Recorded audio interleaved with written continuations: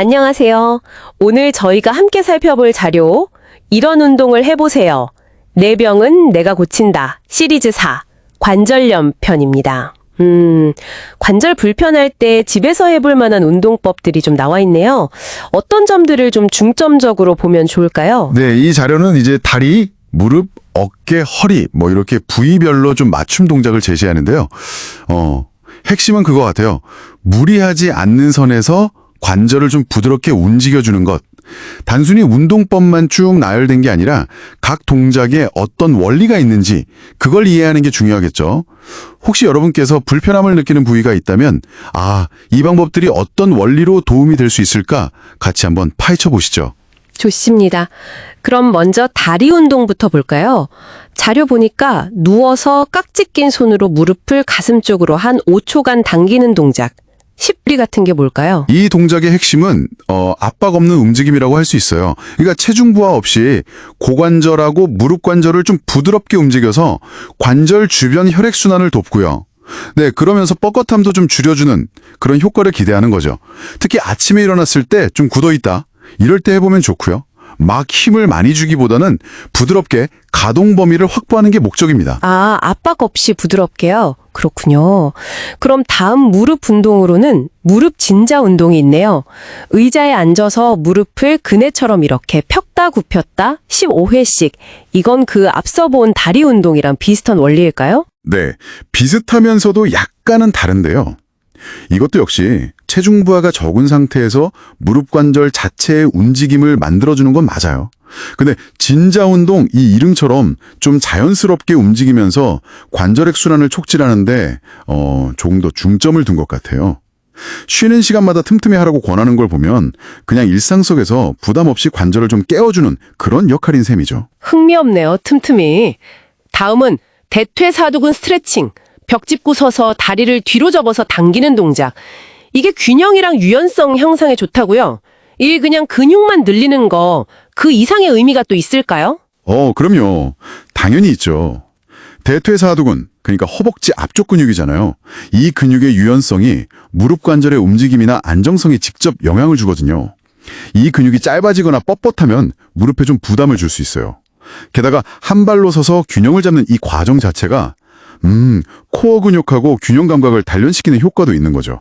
그래서 자료에서도 균형 유지, 이걸 강조하는 거고요. 아하, 단순 스트레칭이 아니라 복합적인 효과를 노리는 거군요. 알겠습니다. 이제 어깨로 한번 가볼까요? 어깨 늘리기. 테이블 옆에 앉아서 아픈 쪽 팔을 테이블에 올리고 몸을 앞으로 숙이면서 어깨를 민다. 10초 유지 5회. 이건 어떤 원리로 50견에 도움이 되는 걸까요? 좀 궁금한데요? 네, 이 동작은 아마 그 능동보조 가동운동이라고 하는데요. 그 원리로 활용한 걸로 보여요. 이게 무슨 말이냐면 완전히 수동적으로 누가 막 움직여주는 것도 아니고 아픈 팔 자체 힘만으로 움직이는 것도 아니고요. 몸통을 이렇게 숙이는 힘을 이용해서 어깨 관절의 가동 범위를 점진적으로 조금씩 늘려주는 겁니다. 어깨 관절량이 좀 굳어있는 걸 부드럽게 풀어주는 효과를 기대하는 거죠. 그래서 통증이 심하면 절대 하지 말라고 그 경고가 중요해요. 능동 보조 가동 운동.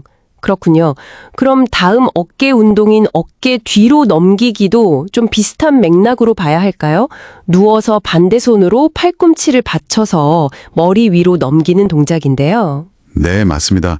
이것도 어떻게 보면 수동 가동 범위 운동에 가깝다고 볼 수 있어요.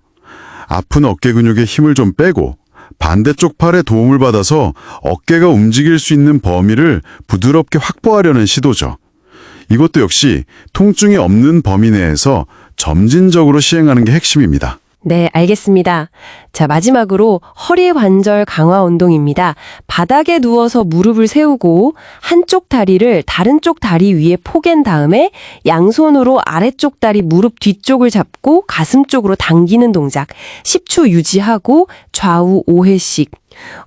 근데 이건 허리 자체라기보다는 약간 골반이나 엉덩이 쪽 스트레칭 같은 느낌인데요. 오, 정확히 보셨습니다. 네, 맞아요. 이 자세는 주로 그 엉덩이 깊숙한 못에 있는 이상근이라는 근육을 스트레칭하고 고관절의 바깥쪽 회전 가동 범위를 늘리는 데 효과적이에요. 이 근육들이 뻣뻣해지면 허리 통증이나 다리 저림, 좌골신경통 비슷한 증상이 원인이 될 수도 있거든요. 그래서 허리 주변부 근육의 긴장을 완화시켜서 간접적으로 허리 부담을 줄여주는 그런 효과를 기대하는 겁니다. 아, 그렇군요. 오늘 살펴본 운동들이 결국은 다 비슷한 원칙이네요. 통증 없는 범위 내에서 부드럽게 움직여라. 그리고 주변 근육의 유연성을 확보해라. 뭐 이런 큰 원칙을 따르는 것 같아요. 그렇습니다. 관절 자체에 막 직접적인 부하를 준다기보다는 관절이 좀 편안하게 움직일 수 있는 환경을 개선하는 데 초점을 맞춘 접근법이죠. 그래서 자료에서도 계속 무리하지 마세요. 통증 있으면 멈추세요. 이렇게 강조하는 이유가 바로 그거예요. 자기 몸의 신호에 귀 기울이는 게 무엇보다 중요합니다. 네. 이 운동들이 뭐 당장 모든 통증을 없애주는 만병통치약은 아니겠지만 그래도 꾸준히 실천하면 분명 관절 건강 관리에 도움이 될 수 있겠네요. 자, 오늘 저희가 나눈 이야기들을 떠올리면서 한번 생각해 보시면 좋겠습니다. 여러분의 관절 건강을 위해서요, 아주 거창한 운동 계획이 아니더라도 지금 당장 습관처럼 시작해 볼 수 있는 단 하나의 작은 움직임, 그건 무엇일지 한번 고민해 보시는 건 어떨까요?